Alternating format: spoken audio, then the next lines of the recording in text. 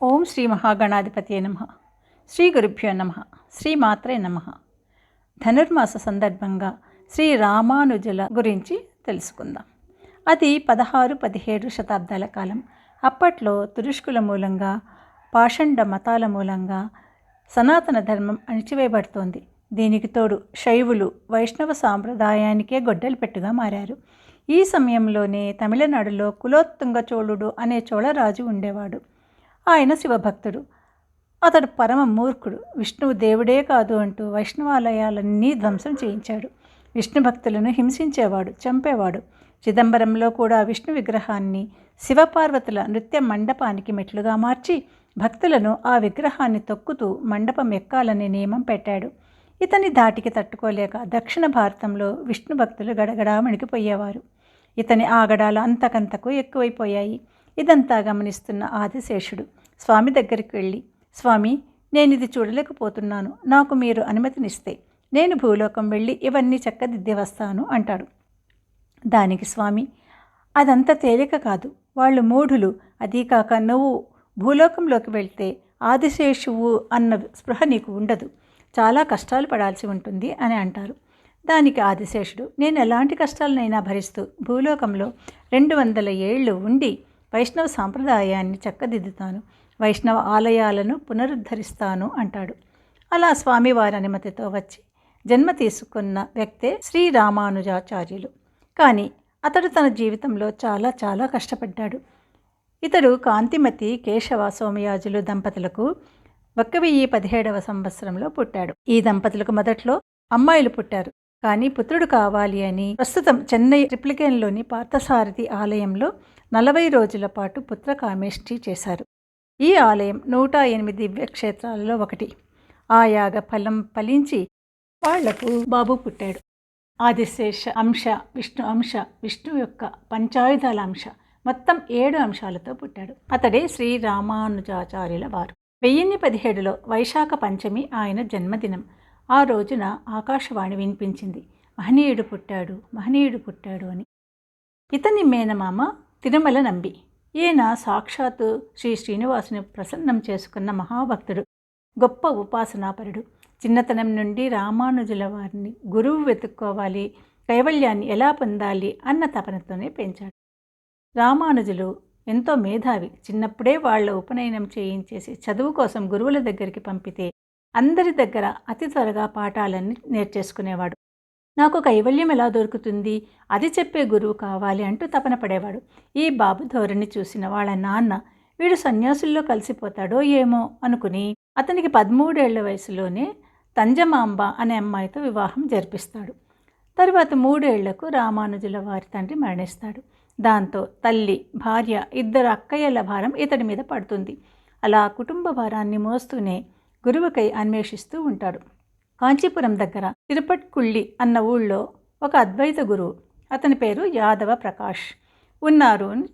ఆయన విజ్ఞాన ఖని అని ఇతనికి తెలుస్తుంది. రామానుజుల వారు తన కుటుంబాన్ని అంతా తీసుకుని తిరుపట్కుళ్ళికి వెళ్తారు. ఆ గురువు గారి దగ్గర విద్య నేర్చుకోవాలని. ఆ ఊళ్ళోనే విజయరాఘవ పెరుమాళ్ కోయిల్ అని ఒక ఆలయం ఉంది. ఇది కూడా 108 దివ్యక్షేత్రాల్లో ఒకటి. అక్కడే శ్రీరాముడు జటాయువుకు మోక్షం ఇచ్చాడని చెప్తారు. సరే, యాదవ ప్రకాశుల గారి దగ్గర శిష్యరికం చేస్తారు. కానీ రామానుజుల వారు మేధస్సులో గురువునే మించిపోతాడు. ఇది చూసిన యాదవ ప్రకాశుల మనసులో అసూయ పుడుతుంది. యాదవ ప్రకాశులు ఉపనిషత్తులలోని విషయాన్ని, అందులోని విష్ణువు గురించి వ్యంగ్యంగా మాట్లాడితే రామానుజుల వారు దాన్ని అందంగా తీర్చిదిద్ది చెప్పేవారు. దీంతో గురువుగారికి ఇంకా కోపం వచ్చేది. ఎలాగైనా అందరిలో అవమానించాలని ఎదురు చూసేవాడు. ఇలాంటి పరిస్థితుల్లో కాంచీపురం రాజుగారి కూతురికి దయ్యం పూనుతుంది. ఎవరు కూడా ఆ అమ్మాయిని స్వస్థురాల్ని చేయలేకపోతారు. కొందరంటారు, ఇక్కడికి దగ్గరలో ఉన్న తిరుపట్కుళిలో యాదవ ప్రకాశుల గారిని పిలిపించండి, ఆయన చూసుకుంటారు అని చెప్తారు. సరేనని రాజుగారు యాదవ ప్రకాశుల్ని, వారి కొంతమంది శిష్యుల్ని గౌరవంగా పిలిపిస్తారు. ఈ అమ్మాయిలోని దయ్యాన్ని పోగొట్టాలని యాదవ ప్రకాశులు ఎన్నెన్నో మంత్రాలను ఉచ్చరిస్తారు. కానీ ఏమీ ఫలితం ఉండదు. అప్పుడు ఆ అమ్మాయిలోని దయ్యం మాట్లాడుతుంది, ఈ పని నీ వల్ల అయ్యేది కాదు, కానీ నీ శిష్యుడు రామానుజుల వారి పాదాన్ని నా తలపై పెట్టమనండి, అప్పుడు నేను ఈ అమ్మాయిని వదిలేసి వెళ్తాను అని చెప్తుంది. ఆయన పాదస్పర్శతో నాకు ఊర్ధ్వలోకాలు లభిస్తాయి అని అంటుంది. దాంతో గురువుగారికి కోపం పెరిగిపోతుంది. ఏమీ అనలేక అందరి ముందు మౌనంగా ఉంటాడు.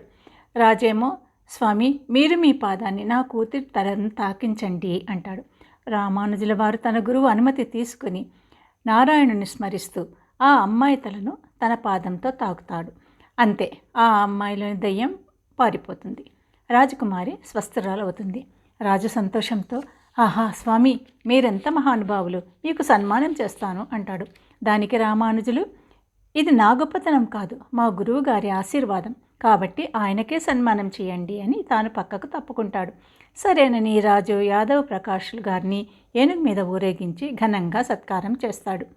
రాజు అంటాడు, స్వామి, ఇలాంటి శిష్యుణ్ణి పొందిన మీరెంత అదృష్టవంతులు, ఇతన్ని చూసి గర్వపడాలి అంటాడు. దాంతో గురువుగారిలో అసూయ ఇంకా పెరిగిపోతుంది. గురు శిష్యులు ఎంతో అన్యోన్యంగా ఉండాల్సింది పోయి చివరికి ఆ రామానుజుల వారినే చంపాలని గురువు ఒక పథకం వేస్తాడు. దాని ప్రకారం అందరినీ కాశీకి వెళ్దామని తాను, రామానుజుల వారు ఇంకా కొందరిని బయలుదేరదీస్తాడు. దారి మధ్యలో సమయం చూసి అతన్ని చంపేద్దాము అనుకుంటాడు. అప్పటికి రామానుజుల వారికి దాదాపు 20 ఏళ్ల వయసు. సరేనని అందరూ బయలుదేరతారు. మార్గమధ్యంలో చీకటి పడుతుంది. ఒకచోట అందరూ బస చేస్తారు. కొద్ది దూరంలో ఒక చెరువు ఉంటుంది. అర్ధరాత్రి రామానుజుల వారిని కాళ్ళు చేతులు కట్టేసి ఆ చెరువులో పడేసి చంపుదాము అని అనుకుంటారు. కానీ ఈ శిష్యగణంలో గోవింద భట్టర్ అనే ఒక 9 ఏళ్ల కుర్రాడు ఉంటాడు. అతడు ఈ రామానుజుల వారికి పిన్ని కొడుకు. విషయం తెలుసుకుని ఈ బాబు వచ్చి, అన్నయ్య, నిన్ను చంపాలనుకుంటున్నారు, పారిపో అంటాడు. ఒక్కసారిగా ఆశ్చర్యపోయిన రామానుజులు తమాయించుకుని, పోనీలే తమ్ముడు, గురువుగారి చేతిలో చనిపోవడం కంటే అదృష్టమేముంది, అలాగే జరగని అంటాడు.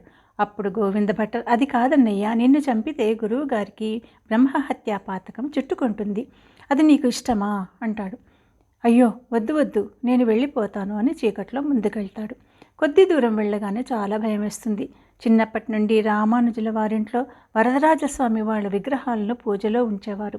భయం మూలంగా రామానుజుల వారు ఆ వరదరాజస్వామిని తలుచుకుంటాడు.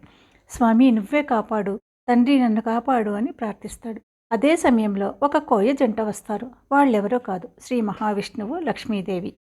వాళ్ళిద్దరూ అంటారు, భయపడొద్దు, నిన్ను మేము సురక్షితంగా ఒక ప్రాంతానికి చేరుస్తాము అని అతనికి పళ్ళు, తేనె ఇస్తారు.